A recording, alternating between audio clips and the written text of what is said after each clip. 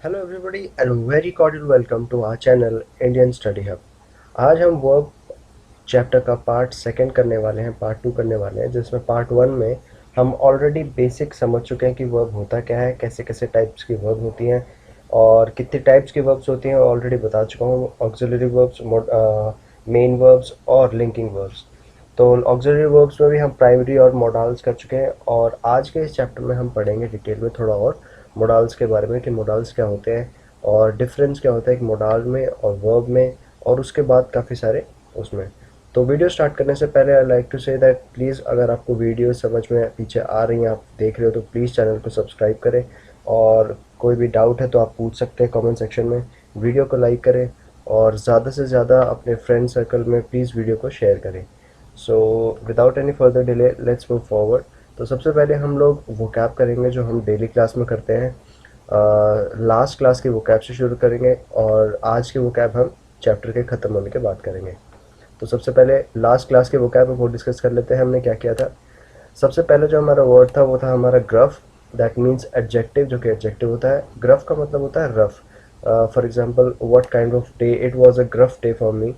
सो gruff day यानी कि एक रफ डे मतलब कि। For next word is germane. Germane is also an adjective which means pertinent or relevant. यानी कि for example this is not germane to our theme, यानी कि हमारी थीम से इसका कोई relevance नहीं है, यानी कि वो relevant नहीं है, तो pertinent नहीं है, तो that means germane means relevant। ठीक है। Next word is gadfly. Gadfly is a noun. कोई भी मक्खी और या फिर फ्लाई होता है जो हमारे जो कैटल्स वगैरह होते हैं, हॉर्सेस वगैरह होती है, उनको जो काटती है, उनको जो स्टिंग करती है, उनको बोलते हैं हम गैड फ्लाई। ठीक है, ये पूछ सकते हैं। फिर next word is galore. Galore is an also an adjective which means in plenty, in abundance, बहुत ज़्यादा क्वांटिटी में, अमाउंट में कुछ चीज़ होना, उसको बोलते हैं galore. For example there will be games and prizes galore. Games और प्राइजेस का गैलोर होगा, काफ़ी अबंडेंस में, इन प्लेंटी में होंगे। Next and last word of previous chapter, previous class vocab is gallow. That means site for hanging criminals, जहाँ पे लोगों को फांसी दी जाती है उसको, उस जगह को बोला जाता है गैलोज। ठीक है, ये एक नाउन होता है। तो अभी स्टार्ट करते हैं हम आज की जो हमारी ग्रामेटिकल पार्ट है उस पर बढ़ते हैं। तो सबसे जो पहला पार्ट आज हम कर रहे हैं वो है वर्ब्स और मोडाल्स के बीच में डिफरेंस। अगर मैं वर्ब बोल रहा हूँ, मोडाल भी एक वर्ब ही होता है, लेकिन अगर मैं यहाँ वर्ब बोल रहा हूँ तो verb that means main verb. एक मेन वर्ब के बीच में और मोडाल्स यानी कि एक हेल्पिंग वर्ब जो होती है हमारी, मोडाल हेल्पिंग वर्ब और मेन वर्ब के बीच में कैसे हम डिफ्रेंशिएट करें, कैसे उस डिफरेंस को पहचानें कि कौन सी मेन वर्ब है, कौन सी एक हमारी हेल्पिंग की मोडाल है। तो उसको समझते हैं। इन 6 एग्जांपल से मैं आपको क्लिस्टर क्लैरिटी दे दूंगा कि आपको कभी भी परेशानी नहीं होगी ये समझने में कि इन दोनों के बीच में डिफरेंस क्या है। तो सबसे पहला जो सेंटेंस है हमारा वो है दे होप मीट यू। इस सेंटेंस को आपको देखना है कि सही है गलत है। तो हम आगे बढ़ते हैं और इसको देखते हैं, समझते हैं सबसे पहले इसके स्ट्रक्चर को। अगर मैं इसके स्ट्रक्चर को देखूँ तो दे हमारा क्या है, सब्जेक्ट हो गया। होप क्या है, हमारी वर्ब है। मीट भी हमारी वर्ब ही है और यू हमारा क्या हो जाएगा, ऑब्जेक्ट हो जाएगा। तो मैंने यहाँ पे दो दो वर्ब्स होप और मीट एक साथ यूज़ करी हैं। तो सबसे पहले जो हमें समझने की ज़रूरत है वो है कि with one verb we can not use second main verb continuously. For that we use either infinitive और जेरेंट। इसका मतलब कि अगर मैं कोई भी वर्ब यूज़ कर रहा हूँ तो कोई भी दो वर्ब्स को, दो मेन वर्ब्स को कभी भी एक साथ यूज़ नहीं कर सकता। जैसे कि मैंने होप का यहाँ पे यूज़ किया है और मीट का यहाँ पे यूज़ किया है, ये दोनों ही मेन वर्ब्स हैं और दोनों मेन वर्ब्स को मैं एक साथ यूज़ नहीं कर सकता। क्यों नहीं कर सकता?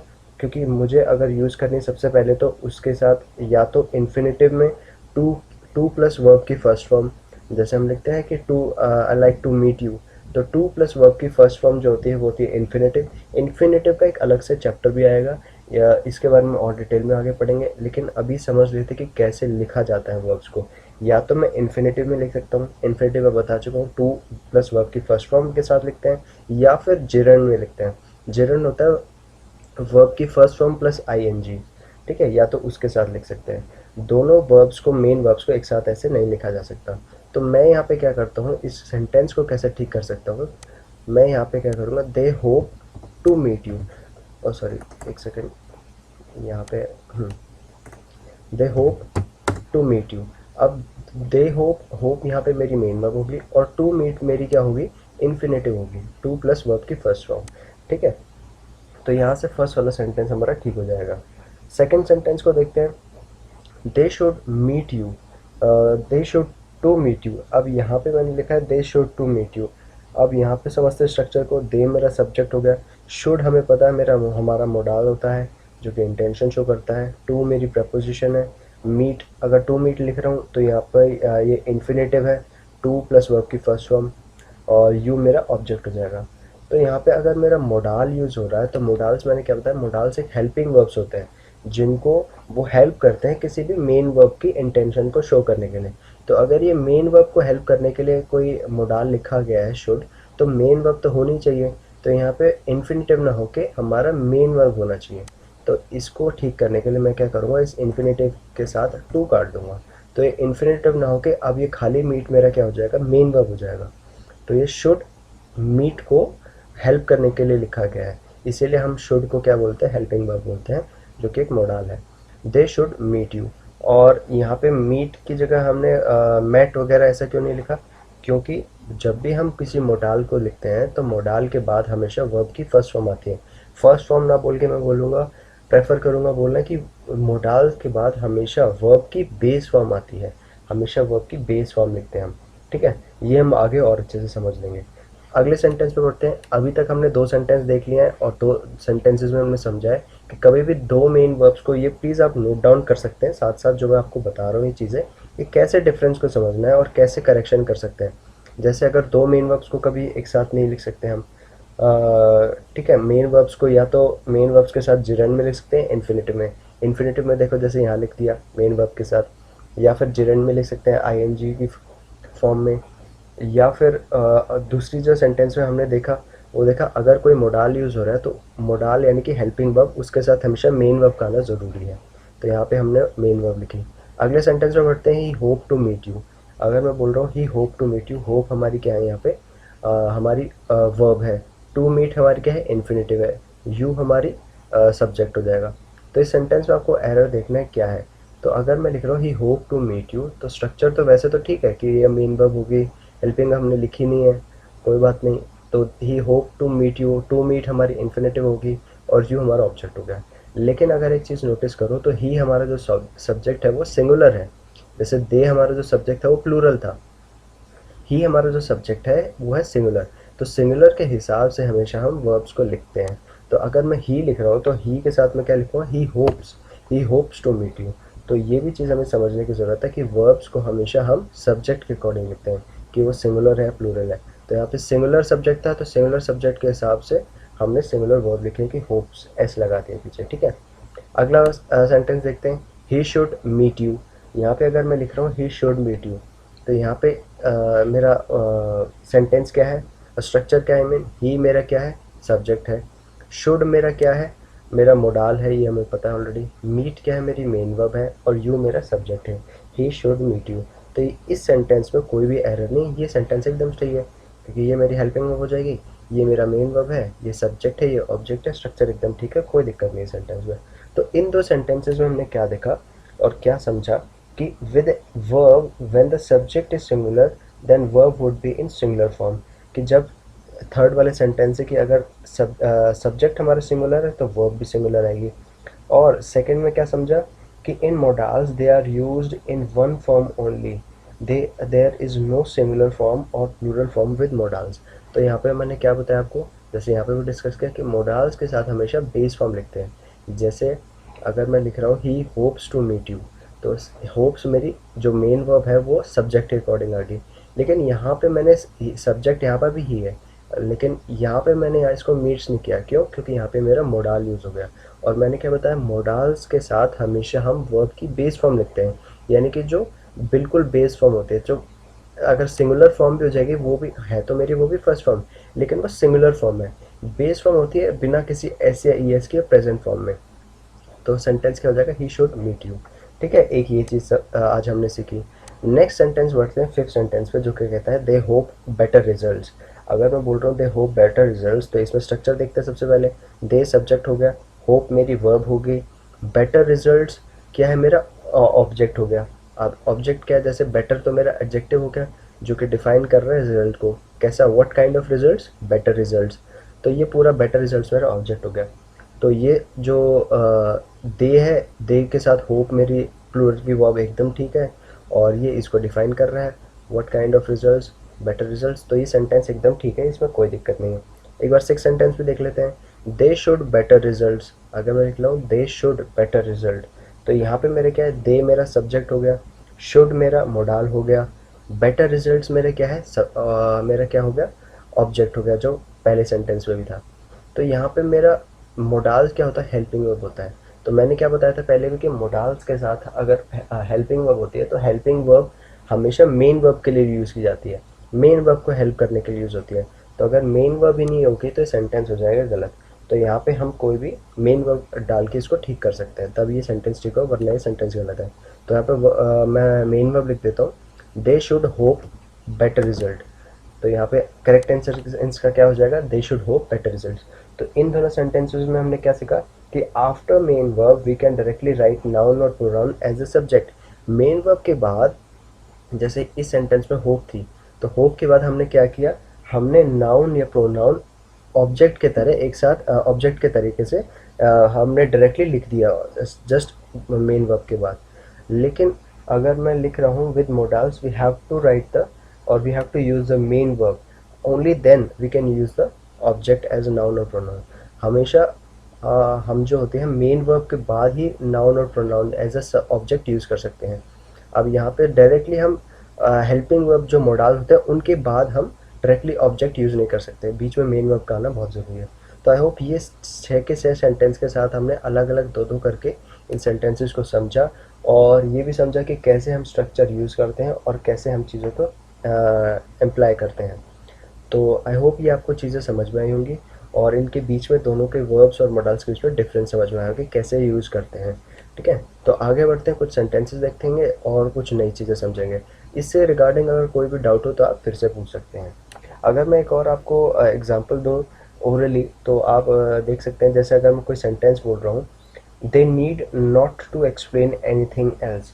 अगर मैं बोल रहा हूँ they need not to explain anything else, तो मेरा यहाँ पे क्या हो जाएगा, मैं लिख देता हूँ जैसे आपको कन्फ्यूज़न ना हो, they need not to explain anything else. ये एक सेंटेंस लिखा मैंने, तो आपको बताना है इस सेंटेंस के अंदर एरर क्या है हमारी, या फिर नो एरर है। तो सबसे पहले अगर स्ट्रक्चर में देखो, दे मेरा क्या हो जाएगा, सब्जेक्ट हो जाएगा, नीड मेरा क्या है यहाँ पे, मेरा मोडाल है, नॉट मेरा डिटरमाइनर होता है, और टू मेरी प्रेपोजिशन होती है, एक्सप्लेन अगर अगर टू प्लस वर्ब की फर्स्ट फॉर्म लिखी है तो ये मेरा इन्फिनेटिव हो जाएगा। वैसे तो प्रेपोजिशन होती है, लेकिन टू को अगर फर्स्ट फॉर्म के साथ लिखा है तो ये मेरी इन्फिनेटिव होगी, और एनीथिंग एल्स मेरा ऑब्जेक्ट हो जाएगा। तो यहाँ पर भी मेन वर्ब है, और इसकी जो ये हेल्पिंग वर्ब है इसकी मेन वर्ब मिसिंग है।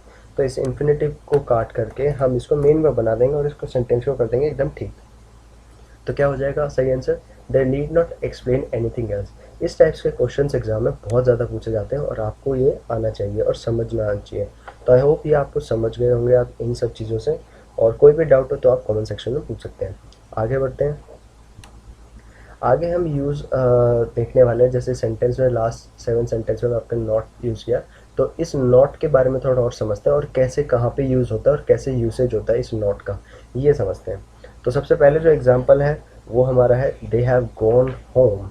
तो इस सेंटेंस में आपको क्या करना है, आपको ये सेंटेंस मेरे जैसे इसका स्ट्रक्चर देखो, दे सब्जेक्ट हो गया, हैव गॉन मेरी प्रेजेंट परफेक्ट टेंस हो गया, और होम मेरा क्या हो गया, ऑब्जेक्ट हो गया। तो सेंटेंस का स्ट्रक्चर एकदम ठीक है, ये सेंटेंस एकदम ठीक है। लेकिन अगर इसी सेंटेंस में मुझे इसको नेगेटिव फॉर्म में लिखना हो, तो कैसे लिखेंगे, नॉट लगा कर लिखेंगे। तो उसको कैसे सीख कर सकते हैं, कहाँ पे हमें नॉट लिखना चाहिए। जैसे ये फर्स्ट वाला सेंटेंस है मेरा पॉजिटिव सेंटेंस है, अफर्मेटिव सेंटेंस है, जो कि बोल रहा है कि वो घर चले गए। लेकिन अगर मुझे कोई ऐसी सेंस में सेंटेंस लिखना है कि वो घर नहीं पहुंच पाए या घर नहीं गए, तो ऐसे सेंटेंसेस के लिए मैं यूज़ करता हूँ नॉट का। नॉट क्या होता है, हमारा एडवर्ब होता है सबसे पहले। तो जैसे मैंने यहाँ पर भी लिखा है नॉट एडवर्ब होता है। तो इसको सेंटेंस में कैसे लिखेंगे और कैसे इम्प्लाई करते हैं वो देखते हैं। तो अगर मेरा एक सेंटेंस है जो कि इंटेरोगेटिव फॉर्म में है, have not they gone home, यहाँ पे मैं सवाल पूछ रहा हूँ किसी से, have not they gone home, तो यहाँ पे आपको सबसे पहले आपको खुद देखना है कि सेंटेंस सही है नहीं है, जो आपकी बेसिक नॉलेज है उसके रिगार्डिंग। ठीक है, तो चलो सेंटेंस को देखते हैं। आई होप आपने वीडियो पॉज करके सेंटेंस देखा होगा और सेकंड सेंटेंस को समझा होगा कि इसमें क्या एरर है नहीं है। हम इसका स्ट्रक्चर देखते हैं और समझते हैं क्या एरर है या क्या नहीं है। तो सेंटेंस बोल रहे हैं have not they gone home. तो इसमें सबसे पहले इंटेरोगेशन जो स्ट्रक्चर होता है, जब हम किसी से सवाल पूछते हैं तो कैसे पूछना चाहिए हमें, उसका स्ट्रक्चर क्या होता है वो समझते हैं। उस जब भी हम एक किसी से सवाल पूछते हैं तो हमेशा इन इंटेरोगेशन फॉर्म और in interrogation sentences before subject we always write helping verb. हमेशा इंटेरोगेशन सेंटेंसेस में सब्जेक्ट से पहले हम क्या करते हैं, हेल्पिंग वर्ब का यूज़ करते हैं। पहले हेल्पिंग वर्ब लिखते हैं, फिर सब्जेक्ट लिखते हैं, फिर मेन वर्ब लिखते हैं, उसके बाद ऑब्जेक्ट लिखते हैं। तो यहाँ पे क्या है, have not they gone home, तो हैव मेरी हेल्पिंग वर्ब होगी। तो यहाँ पे हेल्पिंग वर्ब अगर मैं बोल रहा हूँ तो हेल्पिंग वर्ब मैंने क्या होता है, तो दो टाइप की होती हैं। एक तो प्राइमरी ऑक्सिलरीज और दूसरे मोडाल्स। मोडाल्स अभी डिस्कस भी लास्ट क्लास में भी डिस्कस किया और इससे पहले भी। तो यहाँ पे हैव मेरा मोडाल नहीं है, प्राइमरी ऑक्सिलरी वर्ब्स हैं। ये भी हम लास्ट क्लास में डिस्कस कर चुके हैं। अगर आपने लास्ट क्लास नहीं देखी है तो प्लीज़ सीक्वेंस वाइज वीडियोस को देखो, नोट्स बनाओ और अच्छे से समझो, ताकि तभी आप सब चीज़ों को लिंक कर पाओगे और काफ़ी अच्छे से अंडरस्टैंडिंग आपकी क्रिएट होगी। तो यहाँ पे हैव मेरा हेल्पिंग वर्ब है, नॉट मेरा एडवर्ब है, दे मेरा सब्जेक्ट हो गया, गॉन मेरा मेन वर्ब हो गया और होम मेरा ऑब्जेक्ट हो गया। तो यहाँ पे स्ट्रक्चर तो एकदम ठीक है। हैव सब्जेक्ट से पहले मैंने हेल्पिंग वर्ब हैव लिखी हुई है और सब्जेक्ट के बाद मैंने मेन वर्ब गॉन लिखी है, उसके बाद ऑब्जेक्ट। तो ये जो नॉट है, क्या ये नॉट ठीक लिखा हुआ है? ये नॉट की पोजीशन गलत है, इसी वजह से सेंटेंस गलत हो जाता है हमारा। ये नॉट की पोजीशन क्या होएगी, नॉट जो एडवर्ब होता है वो एडवर्ब हमेशा हमारा वर्ब को डिफाइन करता है, मॉडिफाई करता है। तो ये जो नॉट लिखा रहता है जो कि एडवर्ब है हमें पता है, तो इस नॉट को हमेशा हम मेन वर्ब से पहले लिखते हैं।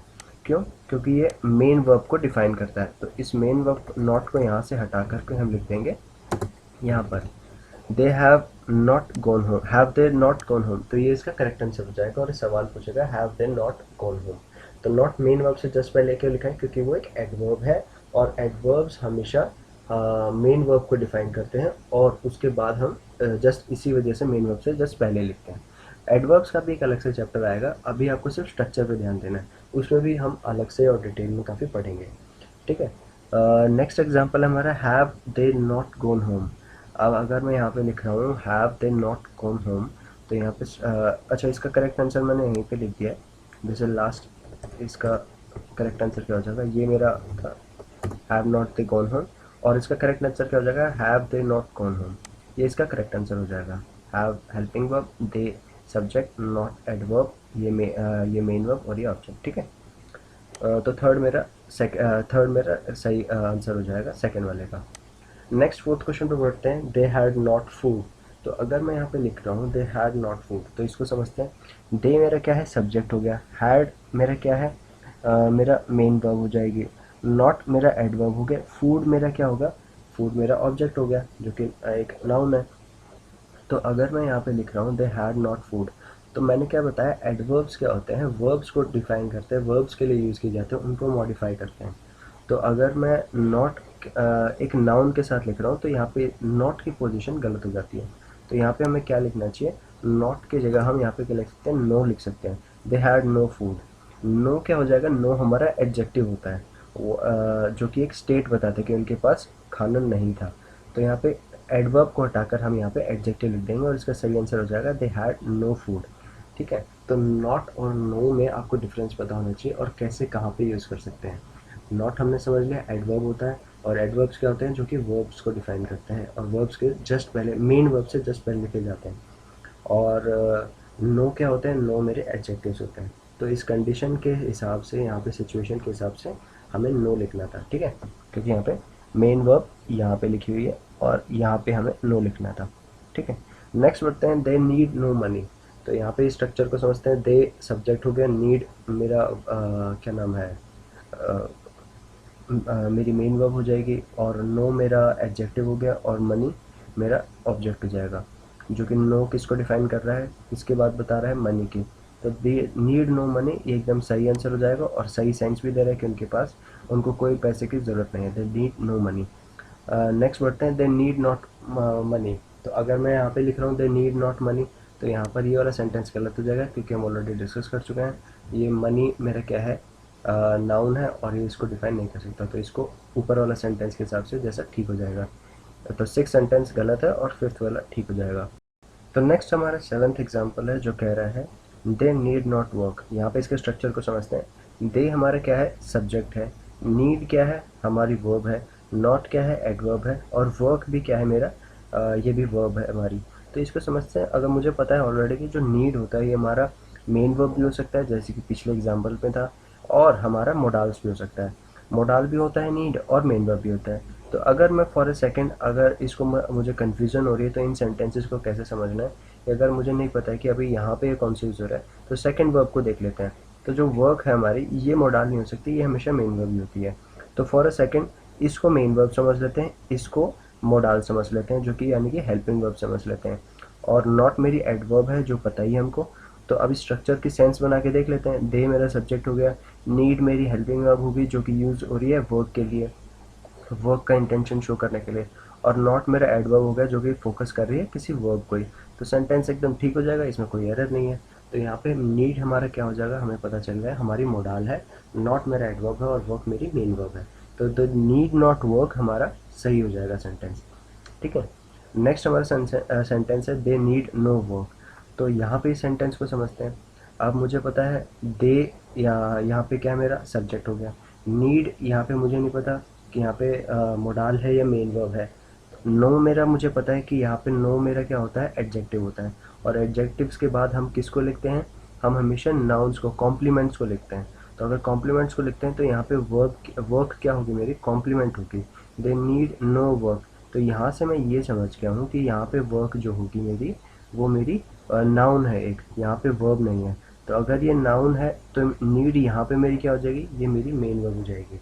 तो यहाँ पे इस सेंटेंस को भी हम ठीक कर सकते हैं और ये ठीक ही होगा कि दे नीड नो वर्क, ये एकदम ठीक सेंस दे रहा है और ये सेंटेंस एकदम ठीक होगा। लेकिन इन दोनों सेंटेंस में डिफरेंस क्या है, यहाँ पे मैंने नॉट कर दिया और यहाँ पे नो कर दिया। तो ये सेंटेंस दोनों मैंने इसीलिए लिखे हैं ताकि आपको कन्फ्यूजन और क्लैरिटी हो जाए और आप समझ सको कि सेंटेंस को कैसे हम स्ट्रक्चर से डिफरेंट करके ठीक कर सकते हैं। देखो जैसे इन दोनों सेंटेंस में यहाँ पे मेरा नीड क्या था, सेवन्थ में मेरा नीड मोडाल था और एट्थ में नीड मेरा मेन वर्ब है। और मुझे कैसे पता चला, नॉट की वजह से, नॉट की वजह से और यहाँ पे नो की वजह से, कि नो मेरा एडजेक्टिव्स होता है और एडजेक्टिव के बाद हमेशा हम कॉम्प्लीमेंट लिखते हैं और ये मेरा कॉम्प्लीमेंट है यानी कि नाउन हो गया। और नॉट मेरा हमेशा वर्ब्स को डिफाइन करता है तो ये मेरी वर्ब होगी और यहाँ पे मेरी ये हेल्पिंग वर्ब थी। तो ऐसे मुझे समझ में आ गई चीज़ें। तो आपको भी ऐसी ही चीज़ें समझनी है और आपको भी सेंटेंसेस को ऐसे ही देखना है। अभी में भी टाइम कंज्यूमिंग लगे, थोड़ा सा ऐसा लगेगा कि इसमें एग्ज़ाम में शायद टाइम लगे, लेकिन आई गारंटी यू कि आपको एग्ज़ाम में बिल्कुल भी टाइम नहीं लगेगा। ये सिर्फ आपको थोड़ी सी प्रैक्टिस की ज़रूरत है। किसी भी आप चीज़ को, नई चीज़ सीख रहे हो तो उसको प्रैक्टिस की ज़रूरत होती है। आप सेंटेंसेस को करते रहो, समझते रहो, तो आपको एग्ज़ाम के अंदर बिल्कुल भी टाइम लगेगा, ये मेरी गारंटी है। ठीक है, आगे बढ़ते हैं। अगला सेंटेंस है हमारा ninth, we should have been warned them. We should have been warned them. तो यहाँ पे सेंटेंस के स्ट्रक्चर को समझते हैं। वी हमारा क्या है, हमारा सब्जेक्ट हो गया। शुड मेरा क्या है, मेरा मोडाल है। हैव क्या है मेरा, हेल्पिंग वर्ब है जो कि प्राइमरी ऑक्सिलरी वर्ब है। ठीक है, परफेक्शन शो करती है। और हैव के साथ हमेशा क्या लिखते हैं, हमेशा वर्ब की थर्ड फॉर्म लिखते हैं। हैव प्लस वर्ब यानी कि प्रेजेंट परफेक्ट का है, हैव वॉन्ट, और प्लस बीच में बीन आया है, ये क्या है, बीन मुझे पता है, बीन हम पैसिव स्टेट को लिखते हैं जब भी लिखा जाता है। तो ये सेंटेंस पैसिव स्टेट में है। तो अगर मैं बोल रहा हूँ they should, we should have been warned then, हमें उस टाइम पे वार्न कर देना चाहिए था। तो ये सेंटेंस एकदम ठीक हो जाएगा। और क्यों ठीक हो जाएगा, क्योंकि पैसिव में है। यानी कि पैसिव में मैंने क्या बताया था, पैसिव का मैं बार बार बोल रहा हूँ कि चैप्टर भी आएगा, लेकिन ऑलरेडी मैं टेंस से आपको बताते आ रहा हूँ कि पैसिव का क्या स्ट्रक्चर है। तो ऑलरेडी अब तक तो आपको पता हो गया होगा कि कोई भी पैसिव में क्या होता है कि कोई भी जो सब्जेक्ट होता है अगर वो डूअर नहीं है तब हम उसको पैसिव में लिखते हैं। जैसे वी, जो वॉर्न करने वाला आदमी है वो वी सब्जेक्ट नहीं होगा। वी को तो वॉर्न किया जाएगा, यानी हमें तो वॉर्न किया जाएगा, और कोई और जो वॉर्न करने वाला होगा वो कोई और होगा। तो इसकी वजह से हम पैसिव लिखते हैं और पैसिव की वजह से यहाँ पे बीन आ गया और सेंटेंस एकदम ठीक हो जाएगा। तो we should have been warned then. ठीक है, आगे बढ़ते हैं। अगला सेंटेंस है हमारा where have I deposited fees. अगर मैं एक सेंटेंस लिख रहा हूँ where where have I to deposit fees. ठीक है, तो 10 सेंटेंस मेरा एक और काफ़ी इंपॉर्टेंट सेंटेंस है। क्यों? क्योंकि ये ऑलरेडी एक एग्जाम में आ चुका है। आगे से एसएससी के एग्जाम में आया था ये वाला question, where have to deposit fees. तो सेंटेंस को एक बार देखते हैं कि अगर मैं बोल रहा हूँ where where have I to deposit fees, तो स्ट्रक्चर तो मुझे पता है कि जो मेरा सब्जेक्ट होता है, जैसे यहाँ पे सब्जेक्ट आई है, उससे पहले हेल्पिंग वर्ब आना चाहिए और उसके बाद मेन वर्ब आनी चाहिए। तो मेन वर्ब तो यहाँ पे है नहीं, यहाँ पे तो इन्फिनेटिव है, टू प्लस वर्ब की फर्स्ट फॉर्म। तो यहाँ देखते ही मुझे पता चल जाएगा कि यहाँ पे मुझे टू को हटाना है क्योंकि मुझे मेन वर्ब चाहिए यहाँ पे। तो where I have deposited fees हो जाएगा answer. Where I have deposit fees ये हो जाएगा। लेकिन अगर इस सेंटेंस को स्ट्रक्चर वाइज तो ठीक हो जाएगा, लेकिन मैं आपको स्टार्टिंग से क्या बताते आया हूँ कि हमेशा सेंटेंस का सिर्फ स्ट्रक्चर ही नहीं ठीक करना होता, हमें सेंस भी देखनी होती है। अगर मैं सेंटेंस बोल रहा हूँ, और ये इसीलिए सेंटेंस वाले लिखा है क्योंकि ये सेंटेंस काफ़ी इंपॉर्टेंट है। अगर मैं सेंटेंस लिख रहा हूँ where I have deposit fees, तो ये सवाल किससे पूछा जा रहा है? एक आदमी अपने आप से ही पूछ रहा है where I have deposit fees. अपने आप से कोई कैसे पूछ सकता है सवाल? अगर उसी ने फीस डिपॉजिट करी है तो उसको तो पता ही होगा ऑलरेडी कि फ़ीस उसने कहाँ पे डिपॉजिट की है, तो अपने आप से पूछ नहीं सकते, इसीलिए इसकी सेंस नहीं है। लेकिन कई लोग ऐसे होंगे यहाँ पे कि जो बोल रहे होंगे कि यार ऐसा भी तो हो सकता है कि हो सकता है कि उसके साथ कोई गया हो और मतलब उसने फ़ीस सबमिट करी हो, उसके साथ उसका कोई फ्रेंड खड़ा हो और जाते टाइम वो उससे जगह भूल गया हो और वो उससे पूछ रहा है कि मैंने कहाँ पे फ़ीस सबमिट करी थी। तो एक थोड़ा सा आप यहाँ पे सेंस लगाओ और सोचो कि अगर उसको अपने फ्रेंड से भी किसी से पूछ रहा है वो कि उन्होंने कहाँ फ़ीस दिया, तो आई नहीं बोलेगा, वो बोलेगा वी, क्योंकि उन्होंने साथ ही फ़ीस सबमिट करी थी, तो वी बोलता है वहाँ पर। तो इस सेंटेंस की सेंस बिल्कुल गलत हो जाएगी। तो इसको ठीक कैसे किया जा सकता है वो समझते हैं। इसको अगर हम इंटेरोगेटिव में लिखें, असर्टिव फॉर्म में लिखें, तो इसको तो डायरेक्टली बोला जा सकता है I have to deposit fees. तो इसकी इंटेरोगेशन फॉर्म खत्म हो जाएगी। लेकिन मुझे क्वेश्चन की तरह ही पूछना है, तो इसको कैसे लिख सकते हैं हम लिखेंगे where do I have to deposit fees. Where do I have to deposit fees, इसको ऐसे लिखा जा सकता है। ठीक है, और इसका सही क्या हो जाएगा? मैंने इसमें करेक्शन क्या करी है? इसमें करेक्शन मैंने सिर्फ इतनी करी है, हैव को मैंने यहाँ पे मेन वर्ब बना दिया है। और एक सेकंड में सेंटेंस लिख ही देता हूँ जो करेक्ट है, इसका करेक्ट आंसर हो जाएगा where do I have to deposit fees. ठीक है, ये इसका करेक्ट आंसर हो जाएगा। अब इसमें कंपेयर कर लेते हैं, मैंने क्या किया है, हैव जो थी यहाँ पे 10th वाले में मेरी हेल्पिंग वर्ब थी, ओ सॉरी मेन वर्ब थी, क्योंकि यहाँ पे हेल्पिंग वर्ब कोई थी नहीं।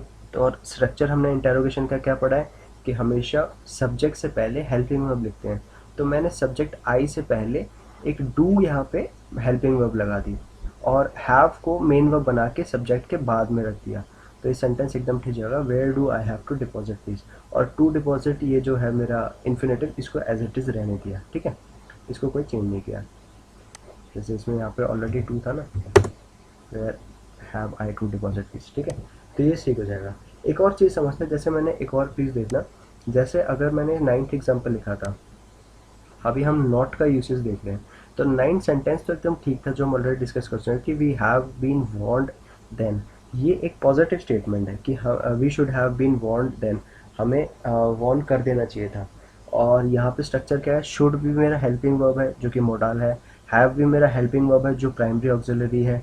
ठीक है, बीन मेरा पैसिव का हेल्पिंग वर्ब है, वॉन्ट मेरी मेन वर्ब है।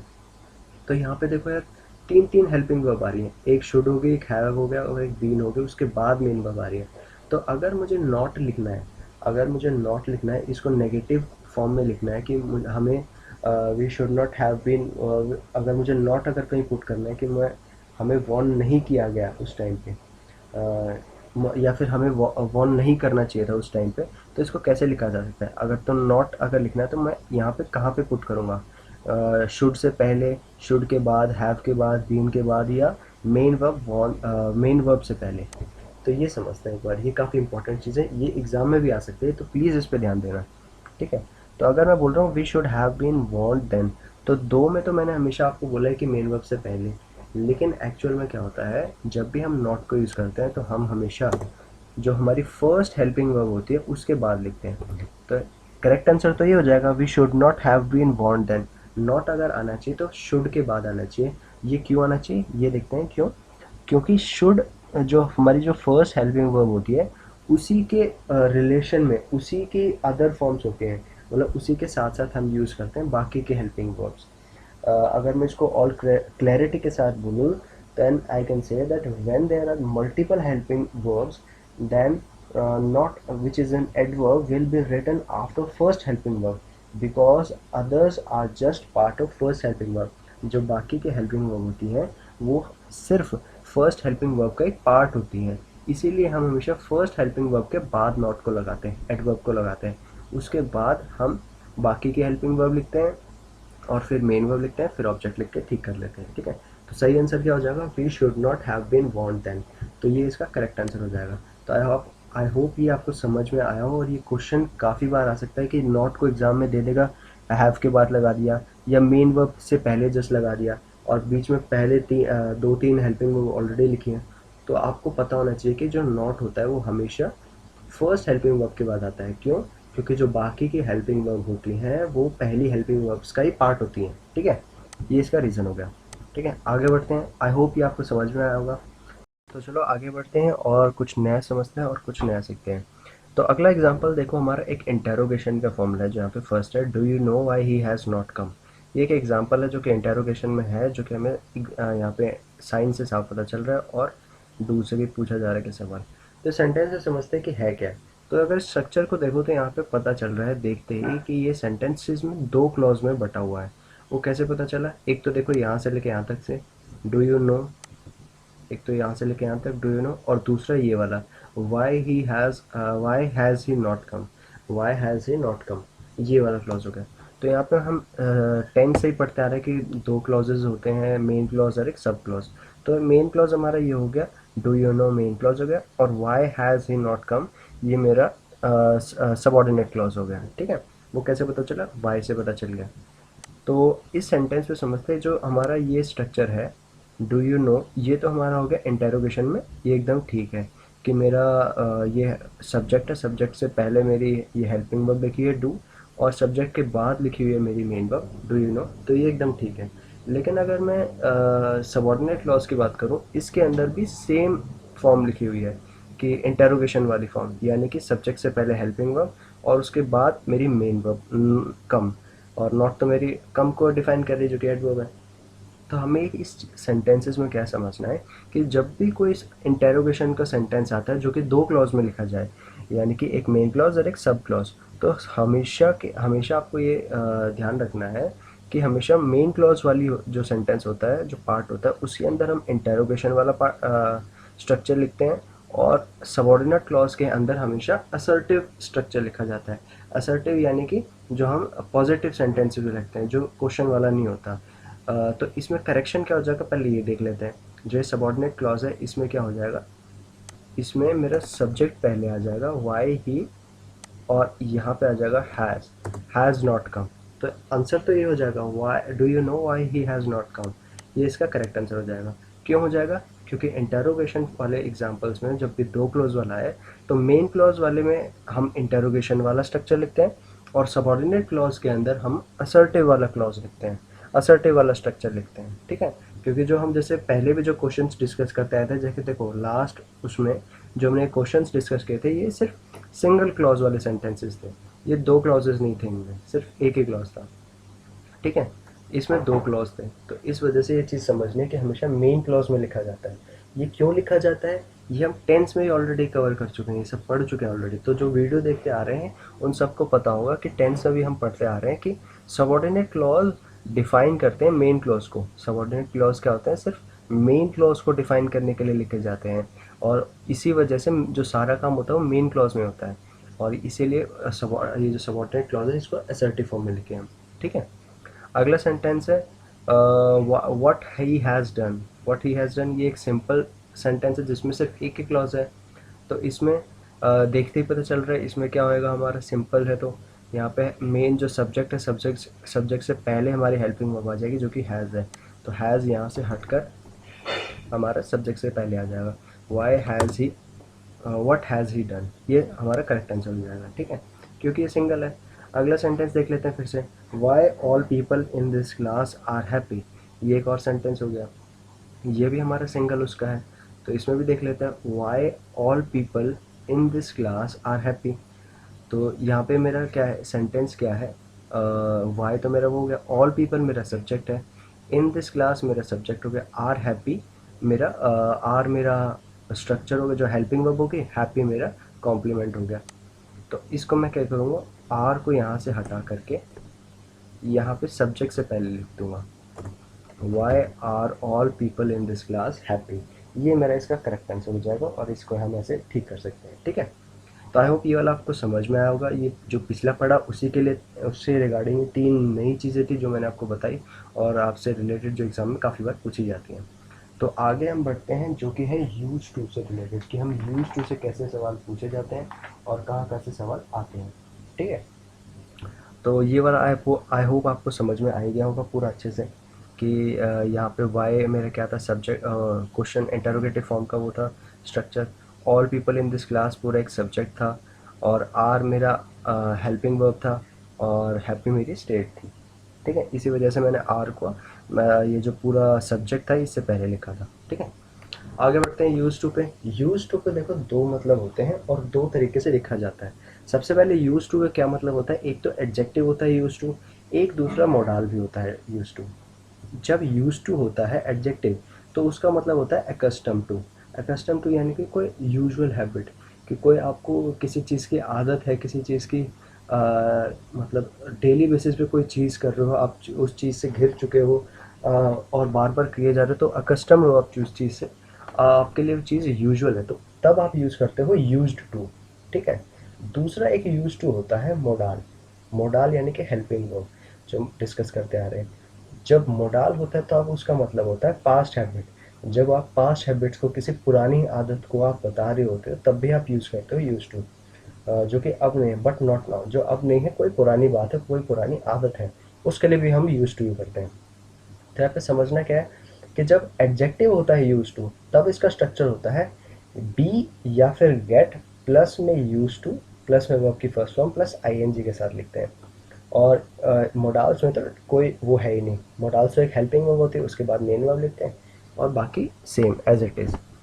तो ये सेंटेंसेस से समझते हैं इन सब चीज़ों को ताकि आपको समझ में आए। तो पहले सेंटेंस से समझते हैं जो कि हमारा है, they use to rest after lunch. तो यहाँ पर भी यूज टू का यूज़ हुआ है, तो अगर ये वाले इसका यूज़ हुआ है तो समझते हैं ये एडजेक्टिव है या मोडाल है। सॉरी। तो अगर ये समझते हैं ये पास्ट हैबिट की बात हो रही है या फिर कोई यूजुअल हैबिट की बात हो रही है। तो सपोज कर लेते हैं एडजेक्टिव है यहाँ पे, मुझे नहीं पता ये क्या है। सपोज कर लेते हैं अगर ये अकस्टम टू यानी कि एडजेक्टिव है, तो अगर ये एडजेक्टिव होता तो इसके साथ बी प्लस वर्ब की फॉर्म आती, तो वो है नहीं।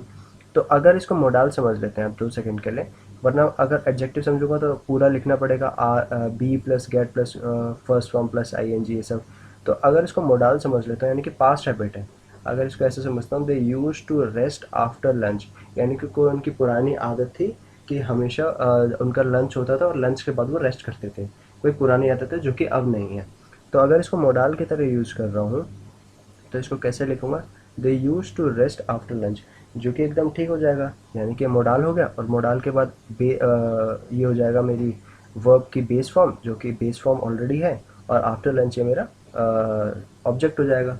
तो ये सेंटेंस एकदम ठीक हो जाएगा, इसमें कोई एरर नहीं है। तो यहाँ से मुझे समझ में आ गया कि ये मोडाल है। अगर मैं इसी सेंटेंस को ऐसे लिखूँ, अगर ये ऐसे दिया हुआ है मुझे, they are use to rest after lunch, तो अगर मैं यहाँ पे इसको एडजेक्टिव समझूँ कि ये कोई पुरानी बात नहीं, कोई यूजुअल हैबिट है जो कि अभी भी मेंटेन्ड है, तो उसके रिलेशन में मुझे स्ट्रक्चर क्या होना चाहिए, बी या फिर गेट। तो मेरा बी की फॉर्म लिखी हुई है यहाँ पे आर प्लस में यूज टू प्लस वर्ब की first form plus I N G और लिख दूंगा अगर ये एडजेक्टिव है। तो आंसर क्या हो जाएगा, they are use to resting after lunch. तो ये मेरी एडजेक्टिव की फॉर्म में मैंने यूज टू ऐसे लिख दिया और इसका ये हो जाएगा correct answer, they are use to resting after lunch, कि उनकी आदत है कि वो हमेशा लंच के बाद रेस्ट करते हैं। तो ये अभी भी बनी हुई है। तो इसी सेंटेंस को अगर मुझे यहाँ पर भी एडजेक्टिव करना पड़ता तो इस स्ट्रक्चर में लिखना पड़ता। इसी वजह से मैंने इसको मॉडल समझ के ज़्यादा मेहनत ना करके मॉडल समझ के ऐसे कर दिया, ठीक है। इसको फर्स्ट वाले एग्जाम्पल को भी ठीक कर सकते थे, लेकिन वही सेकेंड वाला स्ट्रक्चर लिखना पड़ता पूरा, ठीक है। तो दोनों सेंटेंसेज हो गए, अलग अलग बात होगी। थर्ड सेंटेंस है ही विल, ये क्या लिखा हुआ है, dash use to eat his food. तो अगर से मैंने लिखा हुआ है he will use to eat this food, he will, third जो एग्जाम्पल है ही विल गेट होगा यहाँ पे, हाँ, he will get used to eat this food। तो ये हमारा सब्जेक्ट है, यहाँ पे समझते हैं। तो अगर सबसे पहले मैंने यहाँ पे यूज टू लिखा हुआ है, ये देखते ही समझना है मेरे को यार ये एडजेक्टिव है, मोडाल है, पास्ट हैबिट है या कोई यूजुअल हैबिट है। तो he will use to eat this food, तो यहाँ पे गेट लिखा हुआ है तो 2 सेकेंड के लिए एडजेक्टिव समझ लेते हैं। और एडजेक्टिव का क्या होता है, he will get use to eating this food. तो यहाँ पे मैं आई एन जी लगा दूंगा और ये सेंटेंस हो जाएगा एकदम ठीक। आप इसके सेंस को समझ लेते हैं कि सेंस भी बन रही है नहीं बन रही। कि he will get use to eating this food, कोई फूड है उसको वो अभी खा नहीं पा रहा है, लेकिन वो यूज टू हो जाएगा, accustom to. He will get use to eating this food, यानी कि विल यहाँ पे लगाया, यानी कि उसकी आदत में आ जाएगा, अकस्टम टू उसका हो जाएगा। तो यहाँ पे सेंस एकदम ठीक बन रही है और सेंटेंस एकदम ठीक हो जाएगा, ठीक है। आगे बढ़ते हैं। Camels are use to live without water.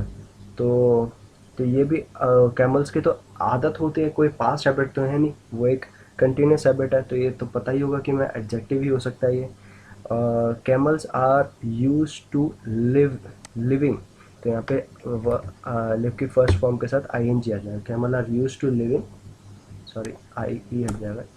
Camel are use to living without water, ये इसका करेक्ट आंसर हो जाएगा, ठीक है। फिर नेक्स्ट हमारा they use to going for a walk with us. अब यहाँ पे मैं लिख रहा हूँ they use to going for a walk with अस।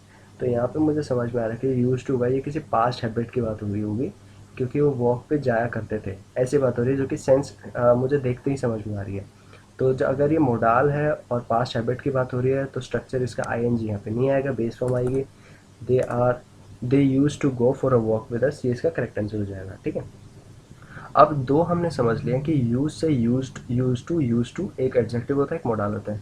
लेकिन अगर सिर्फ यूज की बात करो तो यूज हमें पता है खाली वर्ब भी तो होती है। अब इससे रिलेटेड भी एक बार देख लेते हैं, जब यूज सिर्फ वर्ब होती है, जब यूज को सिर्फ वर्ब के यूज करते हैं तो कैसे यूज करते हैं। अगर मैं लिख रहा हूँ sentence salt is use to preserve food. अब अगर मैं यहाँ पे लिख रहा हूँ salt is use to preserve this food, तो ये सेंटेंस एकदम ठीक है। और यहाँ पे भी देखो यूज टू लिखा है मैंने, तो यूज टू ये भी समझ में आया हमको यहाँ पे साथ साथ कि यहाँ पे यूज टू ये मोडाल या एडजेक्टिव नहीं है, ये यूज्ड वर्ब की फॉर्म है, जो कि टू प्रिजर्व इन्फिनेटिव के साथ लिखी गई है। तो टू प्रिजर्व क्या है, हमारा इन्फिनेटिव है। यूज टू वो नहीं है, टू प्रिजर्व हमारा इन्फिनेटिव है। अब देखो कुछ चीज़ें कितनी कॉम्प्लिकेटेड हो जाती है, इसीलिए मैं बोलता हूँ आप किसी चीज़ को रट नहीं सकते, आप सिर्फ समझ सकते हो। इसीलिए मैं बोलता हूँ कि आप चीज़ों को समझो और इनके अंडरस्टैंडिंग पे ध्यान दो। स्टार्टिंग में सिर्फ अभी आपको थोड़ा सा टाइम टेकिंग लग सकता है ये चीज़ों को समझने में, लेकिन अगर आपने ये चीज़ समझ लिया तो सिर्फ शायद थोड़ा सा अभी टाइम लगेगा आपको समझने में। 2-3 बार वीडियो आप बैक करके दोबारा देख लो, आपको अच्छे से समझ में आ जाएगा। आप नोट्स बनाते रहो, एक आध बार रिवाइज करना अच्छे से, आपको कोई भी डाउट रहेगा ही नहीं, और लाइफ टाइम तक आपको कभी भी कोई डाउट नहीं रहेगा। लेकिन आप चीज़ों को अगर रट रहे हो और रूल्स मगअप कर रहे हो कि हमेशा यूज टू के साथ ऐसा होता है वैसा होता है, तो ऐसा कोई सवाल आ गया तो आप फंस जाओगे यहाँ पे और आपका आंसर हो जाएगा गलत। गलत आंसर में कुछ मार्क करके आ जाओगे। तो इसीलिए बोल रहा हूँ थोड़ी सी मेहनत यहाँ पे कर लो और चीज़ों को समझ के पढ़ लो और समझ लो। कोई डाउट है तो आप पूछ लो मेरे से, ठीक है। तो यहाँ पे देखो the salt is use to preserve food, ऐसे सेंटेंस आ गया तो सेंटेंस एकदम ठीक है। क्यों, सॉल्ट मेरा सब्जेक्ट हो जाएगा। इज़ में इज़ यूज क्या है, मेरा पैसिव फॉर्म है। इज़ मैंने क्यों लिखा है, पैसिव की नेस की वजह से लिखा है। पैसिव के साथ हमेशा वर्ब की थर्ड फॉर्म लिखते हैं। तो इज़ यूज टू प्रिजर्व क्या है, इन्फिनेटिव है, और फूड मेरा ऑब्जेक्ट हो जाएगा, ठीक है। तो इज़ यूज क्या है मेरा, ये पैसिव फॉर्म में वर्ब लिखी हुई है मेरी, इसको कंफ्यूज मत होना इसको, ठीक है। नेक्स्ट है हमारा we use salt to preserve food. अब यहाँ पे क्या लिखा है, we use salt to preserve food. अब इसको एक्टिव फॉर्म में लिखना हो तो कैसे लिख सकते हैं, ऐसे लिख सकते हैं। ये तो था मेरा पैसिव का एग्जांपल। पैसिव में क्या होता है, जैसे डूअर मैंने बताया। अब जो प्रिजर्व करने वाला वो सॉल्ट तो प्रिजर्व करेगा नहीं, प्रिजर्व करने वाला तो कोई और होगा। इसी वजह से यहाँ पे इसको पैसिव में लिखा है। अब यहाँ पे मैंने इसको प्रिजर्व करने वाला मेंशन कर दिया है, उसी को सब्जेक्ट बना दिया है। We use salt to preserve food. अब यहाँ पे प्रिजर्व कौन करता है, वी करते हैं, इसीलिए इसको एक्टिव फॉर्म में लिख दिया है। तब इसका हो जाएगा answer we use salt to preserve food. ठीक है, तो इसका करेक्ट आंसर हो जाएगा। आई होप ये यूसेज आपको अच्छे से समझ में आया हो। और आगे बढ़ते हैं, आगे आ जाते हैं यूसेज कैन और मे के ऊपर, कि कैन और मे का क्या यूसेज होता है और कैसे यूज किया जाता है। ठीक है, तो सबसे पहले मीनिंग देख लेते हैं, कैन और मे का मीनिंग क्या होता है। कैन का मतलब होता है one who is able to, जिसके पास एबिलिटी हो, जो कर सकता हो। और मे का मतलब होता है इट इज़ पॉसिबल, जिसकी पॉसिबिलिटी हो, जो पॉसिबिलिटी शो कर रहा हो कोई चीज़, उसको मे के यूज़ कर सकते हैं। और इन दोनों को परमिशन मांगने के लिए भी यूज़ करते हैं, जैसे can I get a glass of water. और जैसे आप स्कूल में बोलते हो मैम मे आई कम इन, तो मे परमिशन के लिए भी यूज़ होता है और कैन भी। और इनके अलावा एक एबिलिटी शो करता है और एक पॉसिबिलिटी। तो इनको सेंटेंसेस से समझते हैं। फर्स्ट सेंटेंस है कमल कैन हेल्प यू और कमल में हेल्प यू, कौन सा ठीक है। तो इस सेंटेंस को समझते हैं, इसमें दोनों ही ठीक हो सकते हैं और दोनों की सेंस एकदम डिफरेंट होगी। अगर मैं बोल रहा हूँ कमल कैन हेल्प यू, तो मैं कमल की एबिलिटी बता रहा हूँ कैन से, कि वो कमल मदद कर सकता है, उसमें एबिलिटी है। लेकिन अगर मैं बोल रहा हूँ कमल मे हेल्प यू, तो यहाँ पे मैं पॉसिबिलिटी बता रहा हूँ कि कमल शायद तुम्हारी मदद कर सकता है। गारंटी नहीं है, लेकिन एक पॉसिबिलिटी है। ठीक है, तो ये इन दोनों सेंटेंसेस की सेंस हुई। आगे बढ़ते हैं, एक सेंटेंस देखते हैं। तो दोनों सेंटेंस ठीक हो जाएंगे फर्स्ट वाले। ठीक, कैन भी यूज होता है, मे बी। सेकंड है he can be a basketball player as he is a tall like a mule. Mule होता है एक जानवर होता है, जो बहुत ही लंबा होता है, शायद घोड़े जैसा टाइप कुछ होता है। घोड़े टाइप जैसा ही एक आदमी होता है, मेल डंकी बोलते हैं शायद, और या फिर फीमेल हॉर्स को भी बोलते हैं। ठीक है, तो एक काफ़ी लंबा होता है। तो अगर कोई बोल रहा है कि ही इज़, इसकी जगह आप कंफ्यूज हो रहे हो तो मैं यहाँ पे जिराफ लिख देता हूँ।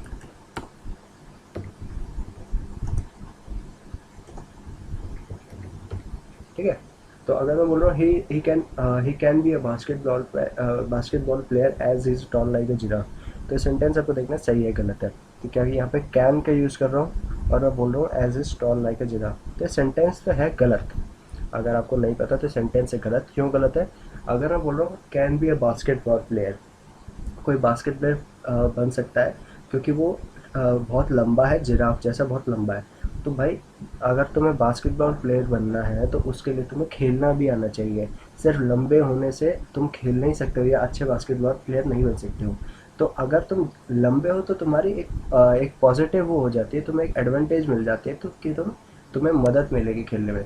तो एक पॉसिबिलिटी हो सकती है, इसी वजह से लिख देते हैं he may be a basketball player, may be a basketball player as is tall like a giraffe. Tall होने की वजह से उसको एक एडवांटेज मिल जाएगी। ठीक है, नेक्स्ट एग्जांपल थर्ड है हमारा, ही मे स्पीक इंग्लिश फ्लुएंटली। अगर बोल रहा हूँ ही मे स्पीक इंग्लिश फ्लुएंटली, तो यहाँ पे हम एक पॉसिबिलिटी नहीं शो कर सकते कि वो स्पीक इंग्लिश फ्लुएंट कर भी सकता है नहीं कर सकता, किसी की एबिलिटी बता सकते हैं। तो यहाँ पे आ जाएगा कैन, यहाँ पे आएगा can, he can speak English fluently. तो अगर कोई नहीं बोल सकता है तो डायरेक्टली बोल देंगे कि भाई इसको नहीं आती, और कोई बोल सकता है तो डायरेक्टली बोला जा सकता है, क्योंकि पॉसिबिलिटी नहीं होती, डायरेक्टली एबिलिटी हो सकती है। हमको पता होगा कि फ्लुएंटली बोल सकता है नहीं बोल सकता। अगर फ्लुएंटली नहीं बोल सकता तो हम यहाँ पे कैन नॉट लगा देंगे, कांट लगा देंगे, और अगर बोल सकता है तो कैन। ठीक है, तो यहाँ पे हो जाएगा he can speak English fluently. Next example हमारा, all books may be categorise into, all books may be categorized into two categories, fiction and non fiction. अब यहाँ पे मे का यूज़ हुआ है कि दो किताबों को पॉसिबिलिटी है कि उनको फिक्शन और नॉन फिक्शन में कर सकते हैं। अब जहाँ तक मुझे पता है, सिर्फ जितने भी किताबें होती है उनको सिर्फ दो ही पार्ट में कैटेगराइज किया जा सकता है, फिक्शन और नॉन फिक्शन। उसके अलावा आई डोंट थिंक उसको एक और एक्स्ट्रा कैटेगरी होती है। तो जब दो ही कैटेगरी होती है तो उसको मे की जगह कैन लिख देंगे हम, कैन, कि उनकी एबिलिटी है कि दो ही कैटेगरी में कर सकते हैं, फिक्शन और नॉन फिक्शन। उसी के अंदर सारी बुक्स कवर हो जाती है, बाकी कोई बचती नहीं है। तो बस दो ही कैटेगरी है, तो एबिलिटी शो करने के लिए हम क्या लिखेंगे, कैन। ठीक है, अगर दो से ज़्यादा कुछ होता है, जैसे फिक्शन नॉन फिक्शन, या फिर कोई और भी पार्ट्स होते हैं और भी कैटेगरीज कर सकते हैं, तो हम मे लिख देते हैं और तब वो सही हो जाता है। लेकिन पता है जब फिक्शन और नॉन फिक्शन ही होती है और उसके अलावा कोई कैटेगरी नहीं होती, तो कैन लिखेंगे। ठीक है, जैसे अगर मैं लिख रहा हूँ एक और चीज़ समझते हैं मे के बारे में। अगर मैं लिख रहा हूँ ही मे डू इट, तो इसका मतलब है पॉसिबिलिटी शो कर रहा हूँ कि वो कर भी सकता है या नहीं भी कर सकता है। और इसी को अगर मैं यहाँ नॉट के साथ लिखूँ ही मे नॉट डू इट, तो यहाँ पर मैं पॉसिबिलिटी शो कर रहा हूँ कि वो कर भी सकता है या नहीं भी कर सकता है। तो इन दोनों सेंटेंसेस में डिफरेंस क्या है ये समझना है। तो अगर मैं बात करूँ इन दोनों सेंटेंसेस की, तो इन दोनों सेंटेंसेस में कोई डिफरेंस नहीं है। इन दोनों सेंटेंसेस का मीनिंग एकदम सेम है। इन दोनों सेंटेंसेस में कोई डिफरेंस नहीं है। ये भी सेम बात बोल रहे हैं, he may do it, he may not do it, ये भी सेम बात बोल रहे हैं। तो अगर आप कोई बात पॉसिबिलिटी की शो करें तो कैसे भी बोल सकते हो। ये बस यहाँ पे नॉट लगा के थोड़ा नेगेटिव सा शो कर रहा है, ये थोड़ा पॉजिटिव सा, लेकिन बात और मीनिंग दोनों सेम ही है, कोई डिफरेंस नहीं है दोनों। लेकिन अगर कैन की बात करो तो यहाँ पे क्या है, जैसे कि please confirm whether you may help us और नॉट। तो यहाँ पे एक सेंटेंस लिख रहा हूँ कि whether you may help us और नॉट। तो यहाँ पे पॉसिबिलिटी की बात कर रहे हैं कि कंफर्म कर रहा हो या कंफर्मेशन की बात हो रही है। तो कंफर्म और पॉसिबिलिटी की है तो यहाँ पे मे नहीं आएगा, यहाँ पे आ जाएगा can. Whether you can help us और नॉट, हाँ या फिर ना, तो दो ही चीज़ें हैं तो कैन आ जाएगा। तो अगर कंफर्मेशन के लिए लिखना हो तो कैन नॉट, अगर निगेट करना हो सॉरी कंफर्मेशन के लिखना हो तो सिर्फ कैन, और अगर निगेट करना हो उस बात को मना करना हो तो कैन नॉट या फिर कांट। ठीक है, ये चीज़ दो होती है। लेकिन मे और मे नॉट में कोई डिफरेंस नहीं होता, दोनों सेम ही मतलब शो करते हैं। ठीक है, ये डिफरेंस आपको आई होप समझ में आया। और थोड़ा सा डिस्कस करते हैं। For example, we can qualify for FIFA World Cup in years to come if our players get better facilities. तो अगर मैं सेंटेंस बोल रहा हूँ सिर्फ इतना, अगर देखो इस सेंटेंस को सिर्फ इतना लिखो, we can qualify for FIFA World Cup in years to come. अगर इस सेंटेंस को सिर्फ मैं इतना लिख रहा हूँ तो यहाँ पे सेंटेंस हो जाएगा गलत और इसकी जगह आ जाएगा कैन की जगह मे। तो we may qualify for FIFA World Cup in years to come, यहाँ पे एक पॉसिबिलिटी शो कर रहा है। लेकिन अगर मैं बोल रहा हूँ कि यहाँ पे ये चीज़ और ऐड कर दी है मैंने कि if our players get better facilities, तो अगर किसी को बेटर फैसिलिटी मिलेगी तो उसकी एबिलिटी बढ़ जाएगी, तो तब पॉसिबिलिटी बढ़ जाएगी और पॉसिबिलिटी ना होकर वो एबिलिटी हो जाएगी। अगर आप किसी को फैसिलिटी दे रहे हो तो और वो मेहनत कर रहे तो हो ही जाएगा, तो एबिलिटी शो करेगा, तो उसके लिए सेंटेंस हो जाएगा कैन। तो सेंटेंस अगर इसके बाद अगर लिखा जा रहा है तो सेंटेंस हो जाएगा ठीक, इसमें कोई गलती नहीं। अगर सिर्फ यहाँ तक कम तक होता तब यहाँ पे हम मे लिखते। ठीक है, अब ये सेंटेंस बिल्कुल ठीक है। नेक्स्ट है people dash fly like birds in the future. अब यहाँ पे क्या आएगा आप सोचो, कैन आएगा या मे आएगा। तो यहाँ पे एक चीज़ समझो कि don't use can for future abilities. तो यहाँ पे फ्यूचर एबिलिटीज़ के साथ हम कैन यूज़ नहीं करते। कैन होती है प्रेजेंट के बारे में। जब फ्यूचर की कोई एबिलिटी शो करनी हो तो हम लिखते हैं विल बी एबल टू और शैल बी एबल टू। तो यहाँ पे आ जाएगा people will be able to fly like birds in future, या फिर लिख सकते हैं people shall be able to fly like birds in the future. ठीक है, अब इसको थोड़ा समझते हैं कैसे है। जैसे अगर मैं बोल रहा हूँ I can do it today, तो मैं बोल रहा हूँ कि अगर आज की बात कर रहा हूँ तो ये आज की एबिलिटी शो कर रहा हूँ मैं कैन के साथ कि I can do it today. ठीक है, लेकिन अगर मुझे पास्ट की बात करनी है तो कैन की पास्ट फॉर्म क्या होती है, कुड। तो मैं इसको बोलूँगा I could do it yesterday. Yesterday से मुझे बात आया कल की है, तो कैन की पास्ट फॉर्म के साथ मैंने लिख दिया कुड।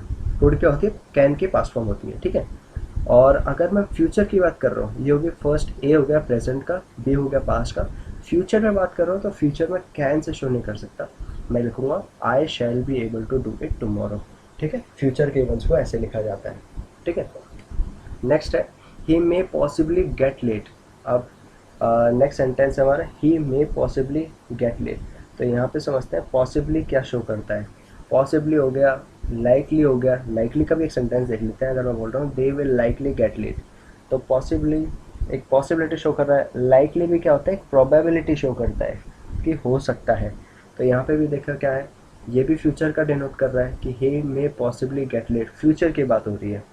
तो यहाँ पे मैं क्या लिखूँगा, पॉसिबिलिटी के लिए ऑलरेडी मैंने क्या लिखा हुआ है, मे लिखा हुआ है।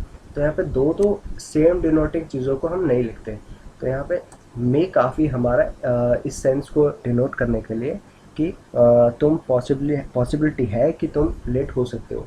तो सेंटेंस सिर्फ इतना सही हो जाएगा ही मे गेट लेट। ठीक है, पॉसिबिलिटी लिखने की ज़रूरत बिल्कुल नहीं है क्योंकि मे भी वही चीज़ बता रहा है जो पॉसिबली बता रहा है। नेक्स्ट सेंटेंस में अगर बात करूँ he will likely get late, अब लाइकली की प्रोबेबिलिटी शो कर रहा है और विल गेट फ्यूचर की एबिलिटी है। तो फ्यूचर के लिए तो मैंने क्या बताया, ये लिखना ही नहीं है, तो इसमें क्या हो जाएगा, दे विल गेट लेट। यहाँ पे आंसर क्या हो जाएगा, लाइकली को हटा लूँगा, दे विल गेट लेट। ये तो हो गया। अगर मैं लिख रहा हूँ दे विल गेट लेट, तो ये श्योरिटी हो गई। तो ये सेंटेंस अगर मुझे उस फॉर्म में लिखना है कि हाँ एक पॉसिबिलिटी है, तो इसको कैसे लिखा जा सकता है, इसको मैं लिख दूंगा they are likely to get late, they are likely to get late. ठीक है, ये इसका करेक्ट आंसर हो जाएगा अगर इसमें लिखना है तो। लेकिन अगर मैं लिख रहा हूँ दे विल गेट लेट, तो वो भी सही होगा, वो गलत नहीं होगा, लेकिन उसमें पॉसिबिलिटी की बात नहीं है, वो श्योरिटी की बात हो जाएगी, वो सेंटेंस भी ठीक होगा।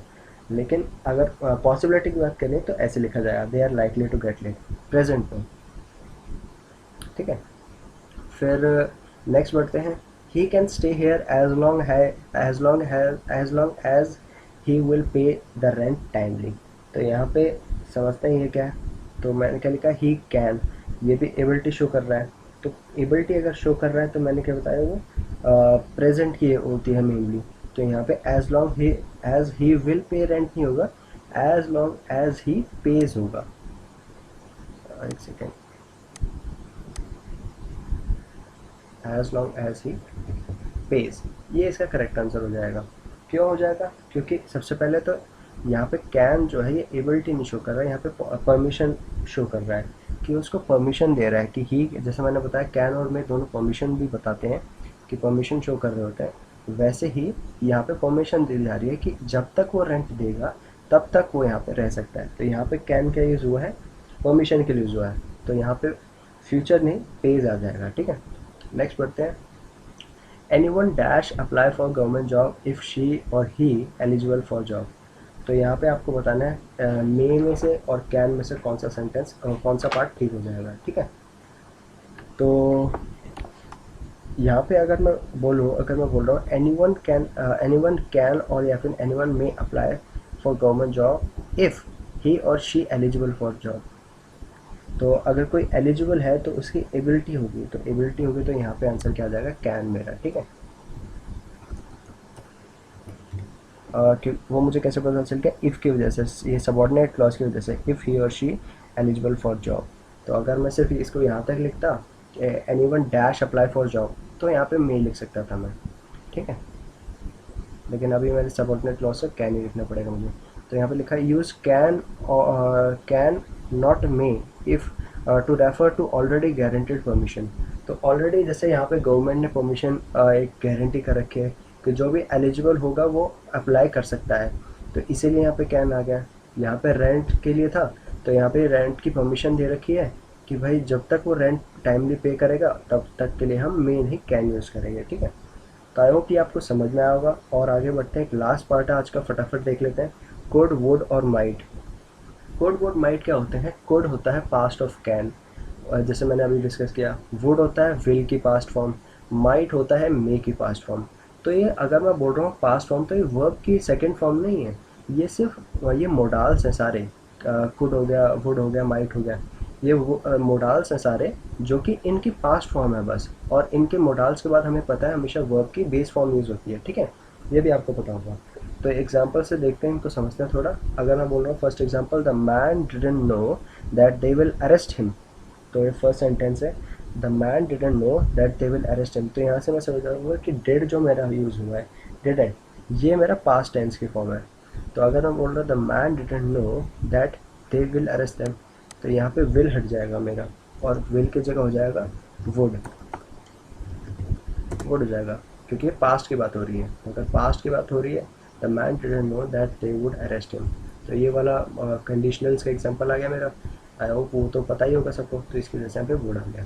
ठीक है, नेक्स्ट है he asked them if he can take some rest. He asked, अब आस्क्ड की वजह से मुझे यहाँ पे भी पता चल गया कि ये पास्ट की बात हो रही है। तो अगर पास्ट की बात हो रही है तो यहाँ पे इफ़ ही कैन की जगह हो जाएगा इफ़ ही कुड। ठीक है, ये इसका करेक्ट हो जाएगा, if you could take some rest. Next है though he tried hard, he didn't solve some questions. तो अगर मैं बोल रहा हूँ though he tried hard he didn't solve some questions, तो यहाँ पे एक चीज़ समझते हैं। अगर मैं बोल रहा हूँ आई डिडंट गो देयर, अगर मैं यहाँ पे बोल रहा हूँ, अगर मैं कुछ किसी को बोल या कोई बोल रहा हूँ कि आई डिडंट गो देयर, तो एक डेलिब्रेट एक्शन है कि मैं जानबूझ के कुछ चीज़ कोई चीज़ करी है, वो एक डेलिब्रेट एक्शन है, जानबूझ के मैंने कोई किया है कि मैं जानबूझ के वहाँ पे नहीं किया। अगर मैं बोल रहा हूँ आई डिडंट गो देयर, अगर मैं इसी को बोलना चाह रहा हूँ कि आई कुडंट गो देयर, अगर मैं डिडंट की जगह कुडंट लगा रहा हूँ तो ये इनएबिलिटी शो करता है।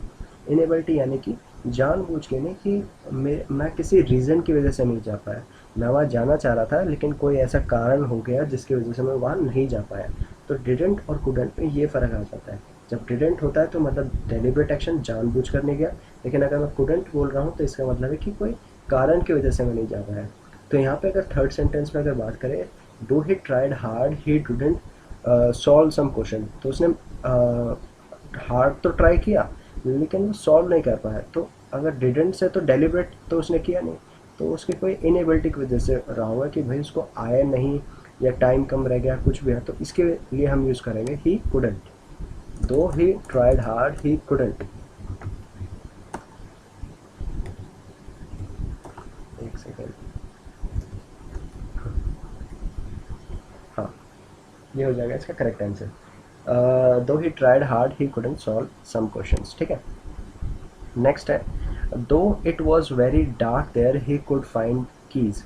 अब यहाँ पे देखते हैं स्पेशल एबिलिटी की बात हो रही है यहाँ पे, यानी कि ये समझते हैं। अगर कोई बोल रहा है though it was very dark, जबकि यहाँ कि मतलब कि पहले से ही बहुत डार्क था, कमरे में काफ़ी अंधेरा था, ही कुड फाइंड द कीज़, उसकी एबिलिटी थी कि उसने फाइंड कर ली कीज़, कमरे के अंदर अंधेरा होने के बावजूद भी उसने चाबी ढूंढ ली। तो अगर ऑलरेडी कमरे में अंधेरा है तो एबिलिटी नहीं हो सकती वो कि उसने कमरे में अंधेरा है। ये आपको अगर सिंपल और काफ़ी क्लियर लैंग्वेज में बोलो और हिंदी में बोलो तो आप इसको बोल सकते हैं कि आपको तुक्के से कुछ चीज़ मिल जाती है, या कुछ बिना किसी मेहनत के आपको जस्ट इन केस कोई चीज़ बन जाती है। तो आप उसको एबिलिटी नहीं बोल सकते कि आपकी एबिलिटी हो। आप इसको कैसे शो करोगे, आप इसको बोलोगे ही मैनेज टू। तो आप इसको कैसे बोलोगे, आपको कैसे ना कैसे करके मिल गई, अंधेरे में अपने हाथ पैर इधर उधर मारे तो कहीं कैसे न कैसे आपके हाथ में लग गई। तो आप बोल सकते हो ही मैनेज टू। एक सेकेंड,